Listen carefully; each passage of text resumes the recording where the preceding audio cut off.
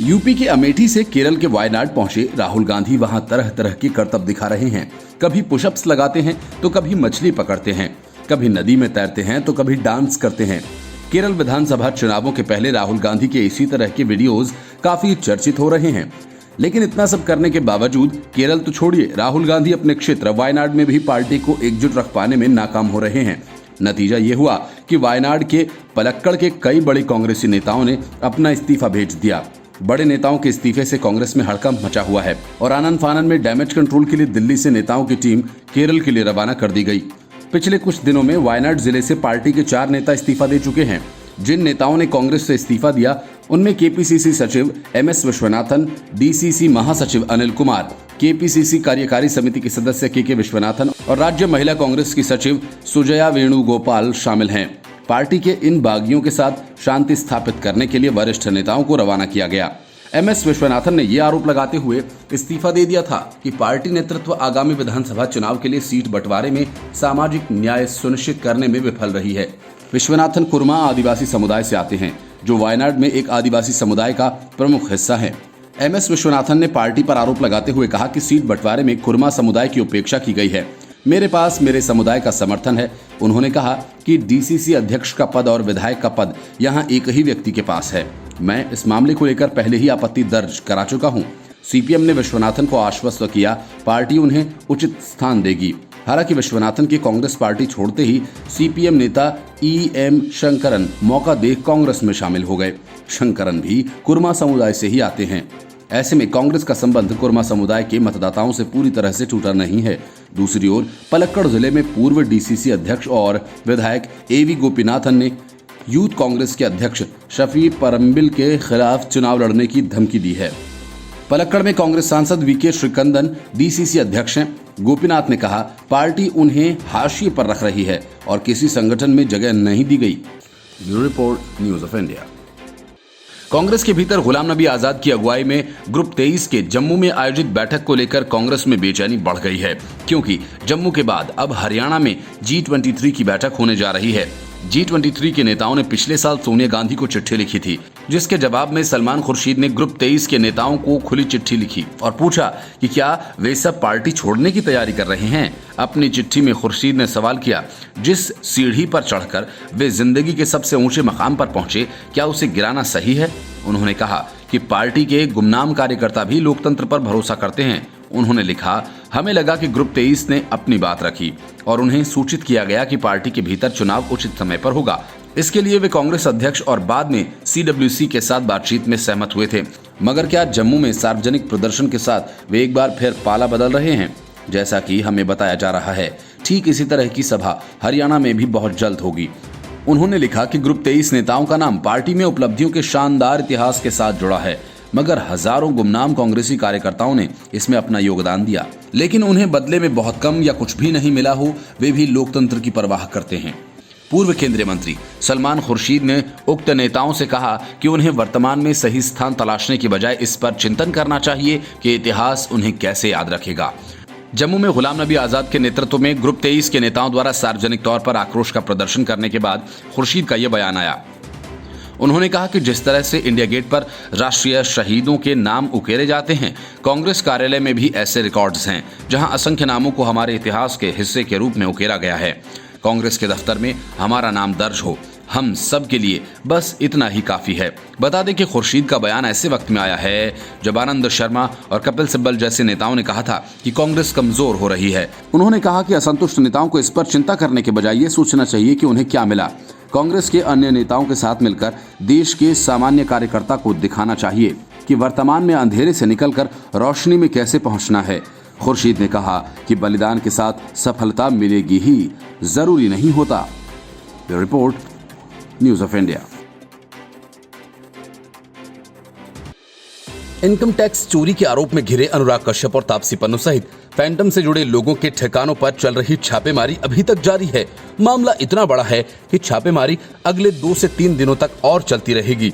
अब तक हुई छापेमारी में अधिकारियों को इन हस्तियों के खिलाफ कई सबूत हाथ लगे हैं। जैसे जैसे छापेमारी की जा रही है, टैक्स चोरी का मामला उतना ही बड़ा होता जा रहा है। कल शाम तक ये मामला कुल 350 करोड़ रुपए की टैक्स चोरी का था, लेकिन अब ये बढ़कर 650 करोड़ रुपए तक जा पहुंचा है। अकेले तापसी और उनकी कंपनी पर पूरे 25 करोड़ रुपए की कर चोरी का संदेह है। करीब 5 करोड़ रुपयों को लेकर तो वह अधिकारियों के सवालों का जवाब भी नहीं दे पाई। कल शाम तक ये आंकड़ा 300 से 350 करोड़ रुपए तक की टैक्स चोरी का था, क्योंकि तब तक मामला अनुराग कश्यप और तापसी पन्नू तक ही सीमित था। लेकिन जांच का दायरा जैसे ही फैंटम फिल्म्स और प्रोडक्शन कंपनीज के शेयर होल्डर्स तक पहुंचा, ये आंकड़ा लगभग 650 करोड़ रुपए की टैक्स गड़बड़ी तक पहुंच गया। इनकम टैक्स अधिकारियों का यह भी मानना है कि तापसी पन्नू और अनुराग कश्यप समेत सभी फैंटम फिल्म्स के स्टेक होल्डर्स ने अपने मोबाइल से डेटा डिलीट कर दिया है। आयकर विभाग को संदेह है कि एनसीबी की ओर से हुई कानूनी कार्रवाई के बाद तापसी और फैंटम फिल्म्स के शेयर होल्डर्स ने अपने अपने मोबाइल फोन से डेटा डिलीट कर दिया, जिसे लेकर सवाल उठ रहा है, यदि कोई संदिग्ध डेटा था ही नहीं तो उसे डिलीट ही क्यों किया गया। इन सबके फोन का डेटा रिकवर करने के लिए भी अधिकारी एक्सपर्ट्स की मदद ले रहे हैं। तापसी का बयान कुछ दिनों में दर्ज कर लिया जाएगा। छापेमारी में सामने आए सबूतों के बाद बता दें कि अब इस केस में 2 मामले समानांतर चल रहे हैं, एक फैंटम फिल्म्स के शेयर धारकों के खिलाफ और दूसरा तापसी पन्नू के खिलाफ। मुंबई, पुणे के अलावा दिल्ली और हैदराबाद मिलाकर कुल 28 ठिकानों पर छापेमारी हुई है। सीबीडीटी ने बताया कि आयकर विभाग सर्च और सर्वे ऑपरेशंस को अंजाम दे रहा है। इसकी शुरुआत मुंबई में हुई 2 फिल्म निर्माण कंपनी से, एक अभिनेत्री और 2 टैलेंट मैनेजमेंट कंपनी से 3 मार्च को हुई थी।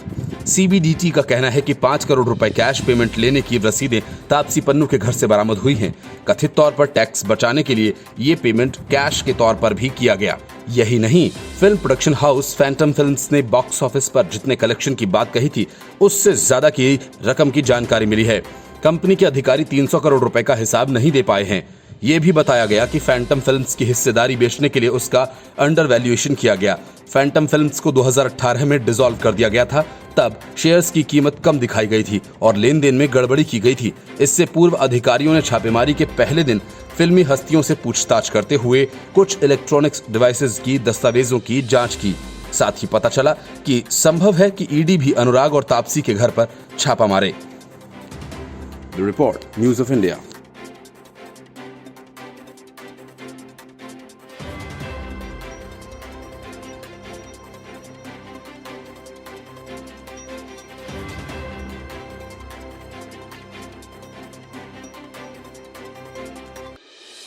ममता बनर्जी को चुनावी मैदान में घेरने के लिए बीजेपी की तैयारी बढ़ी है। ममता बनर्जी को नंदीग्राम में हराने के लिए शुभेंदु अधिकारी पूरे दलबल के साथ तैयार हैं।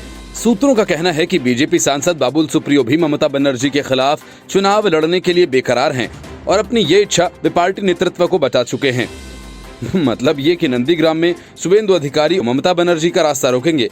ममता बनर्जी को चुनावी मैदान में मात देने के लिए शुभेंदु अधिकारी इस तरह से बेचैन हैं कि उन्होंने पीएम मोदी और अमित शाह की मौजूदगी में पार्टी को एक मौका देने तक की मांग कर डाली। सूत्र बताते हैं कि पीएम मोदी की अध्यक्षता में हुई केंद्रीय चुनाव समिति की बैठक में शुभेंदु अधिकारी ने अपनी दावेदारी पेश कर दी। सूत्रों ने बताया कि शुभेंदु अधिकारी ने मोदी और शाह के सामने कहा कि वे ममता बनर्जी को नंदीग्राम विधानसभा सीट से कम 50,000 वोटों से चुनाव में हरा सकते हैं। शुभेंदु ने ही पिछले 15 साल में नंदीग्राम को तृणमूल कांग्रेस का गढ़ बनाने में अहम भूमिका निभाई है।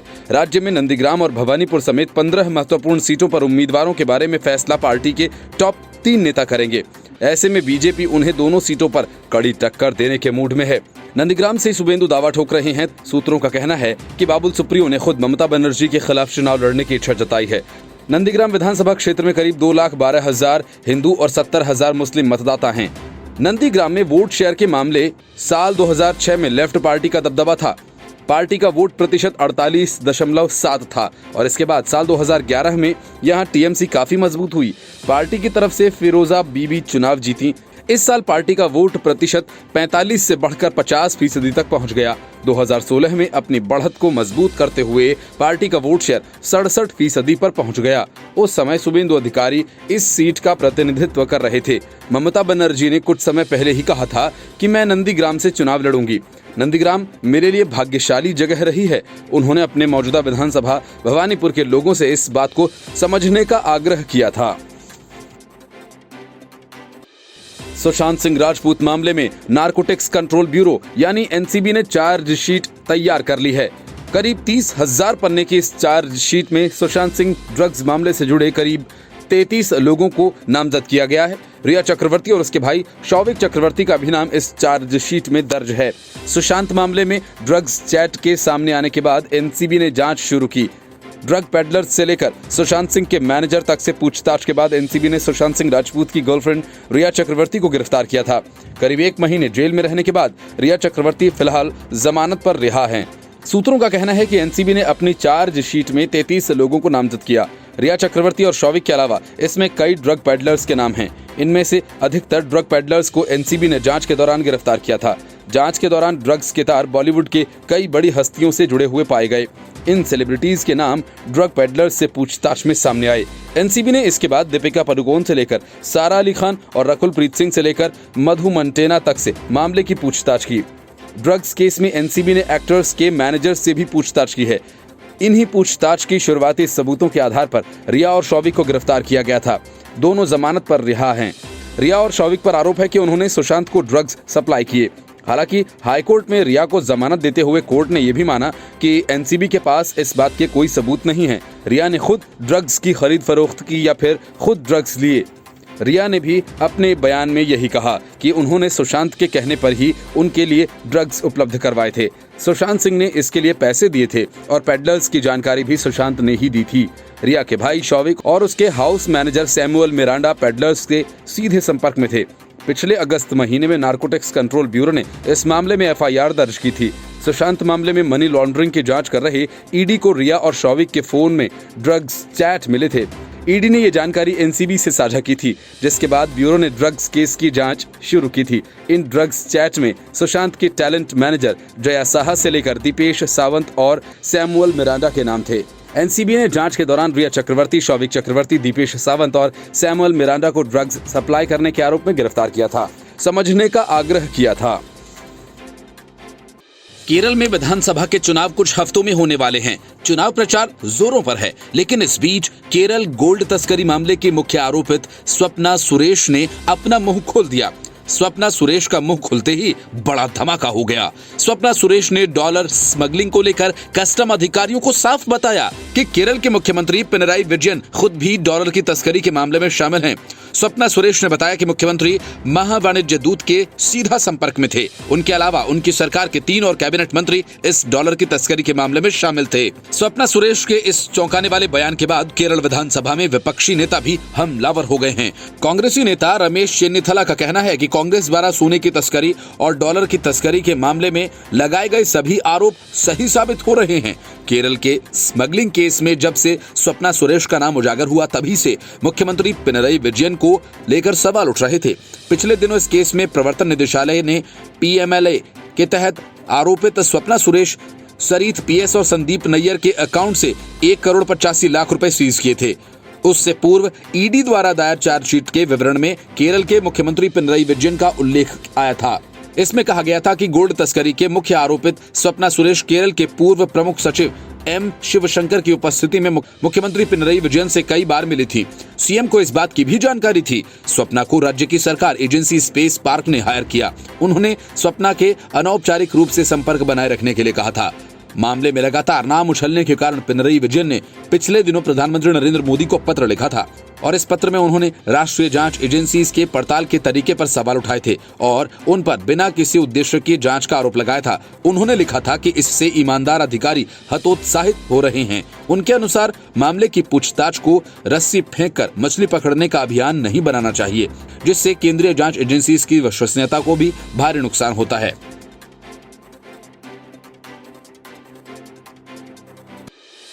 ममता बनर्जी ने अब अपने पत्ते खोल दिए हैं। वो भवानीपुर से नहीं, सिर्फ नंदीग्राम से चुनाव लड़ेंगी।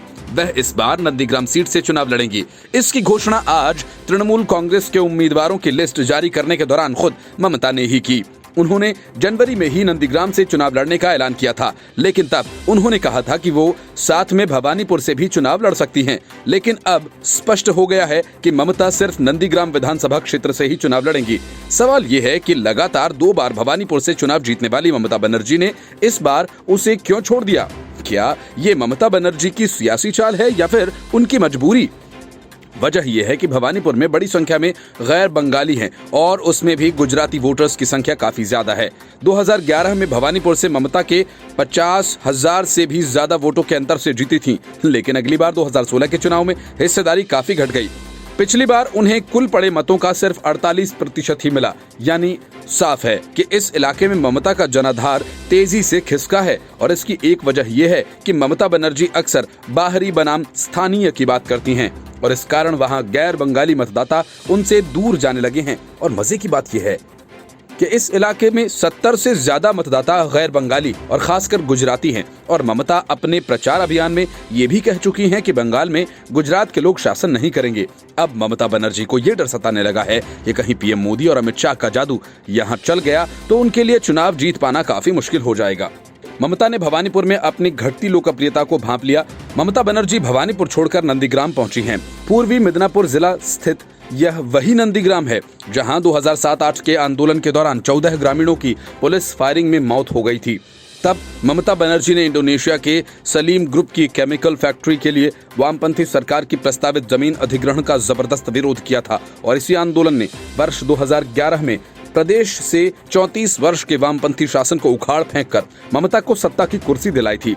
अब जब उन्हें लग रहा है कि विभिन्न मुद्दों से नाराज होकर उनके वोटर्स बीजेपी का रुख करने का मन बना चुके हैं, तो ममता नंदीग्राम पहुंचकर लोगों के दिलों में 2007 के आंदोलन की याद ताजा करना चाहती हैं। लेकिन नंदीग्राम आंदोलन की रूपरेखा तैयार करने वाले ममता के सिपहसालार शुभेंदु अधिकारी बीजेपी में आ चुके हैं। उन्होंने कहा कि वो अपने दम पर कम से कम 35 सीटों पर कमल खिलाएंगे और ममता बनर्जी को कम से कम 50,000 वोटों से हराएंगे। स्वाभाविक है कि ममता अपने पुराने साथी को बड़ा खतरा मान रही हैं। उन्हें शुभेंदु के दमखम का अंदाजा अच्छे से है। ईस्ट मिदनापुर जिले की राजनीति पर शुभेंदु अधिकारी के परिवार का दबदबा है। शुभेंदु के पिता शिशिर टीएमसी के दिग्गज नेता और लोकसभा सांसद रह चुके हैं। वहीं शुभेंदु के छोटे भाई दिव्येंदु जिले के ही तामलुक लोकसभा सीट से सांसद हैं। एक छोटे भाई सौम्येंदु बीजेपी का दामन थाम चुके हैं। ममता बनर्जी को लगता है कि अगर वो नंदीग्राम से चुनाव लड़ेंगी तो अधिकारी परिवार के कारण पूर्वी और पश्चिमी मिदनापुर जिलों में टीएमसी को होने वाले नुकसान को कम किया जा सकेगा। ममता ने जनवरी में जब नंदीग्राम से चुनाव लड़ने का ऐलान किया था तो प्रदेश बीजेपी अध्यक्ष दिलीप घोष ने कहा कि मुख्यमंत्री भवानीपुर में हार के डर से सीट बदल रही हैं। और इतना ही नहीं, सीपीएम के सुजान चक्रवर्ती और कांग्रेस के अब्दुल मन्नान ने भी ममता के भवानीपुर छोड़ने के पीछे यही दावा किया। हालांकि तृणमूल सांसद सौगत राय ने कहा कि ममता बनर्जी ने नंदीग्राम का चुनाव कर मास्टर स्ट्रोक चला है। वहीं खुद ममता बनर्जी का कहना है कि उन्होंने अपने दिल की आवाज सुनकर नंदीग्राम का रुख किया, जिससे केंद्रीय जांच एजेंसी की विश्वसनीयता को भी भारी नुकसान होता है।